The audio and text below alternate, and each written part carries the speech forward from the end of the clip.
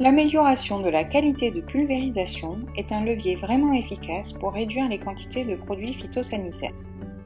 L'idée à la base, c'est qu'un matériel bien réglé permet de faire des économies du phyto.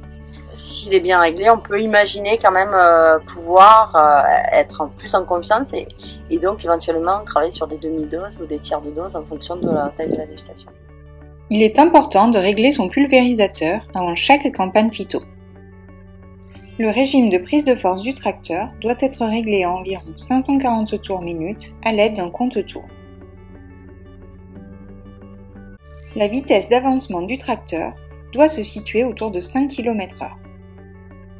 Pour estimer la vitesse d'avancement du tracteur, mesurez le temps qu'il lui faut pour parcourir une distance de 100 mètres entre deux repères que l'on aura installés au préalable.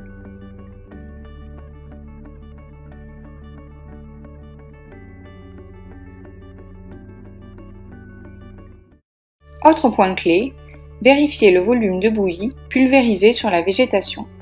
Pour cela, mesurez le volume qui sort de chaque diffuseur du pulvérisateur en 1 minute. Pour chaque diffuseur, le calcul est le suivant. Pendant la campagne, il est essentiel de respecter les conditions optimales de pulvérisation. L'important, une fois qu'on a réglé le pulvé, on sait qu'il est bien calé, c'est d'essayer de positionner au mieux le traitement. On va s'assurer qu'on ait un vent minimum. Au-dessus de 10 km/h, c'est même pas la peine d'essayer de traiter.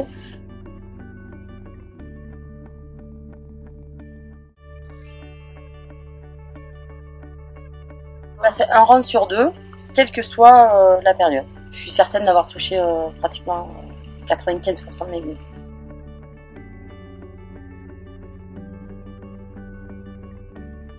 On peut contrôler la qualité de la pulvérisation sur la parcelle en utilisant des papiers hydrosensibles. Pour cela, agrafez des papiers de chaque côté du rang traité à différentes hauteurs dans le feuillage sur les faces supérieures et inférieures des feuilles. Pulvérisez les rangs à l'eau claire en conditions réelles, puis vérifiez les impacts des gouttes sur les papiers.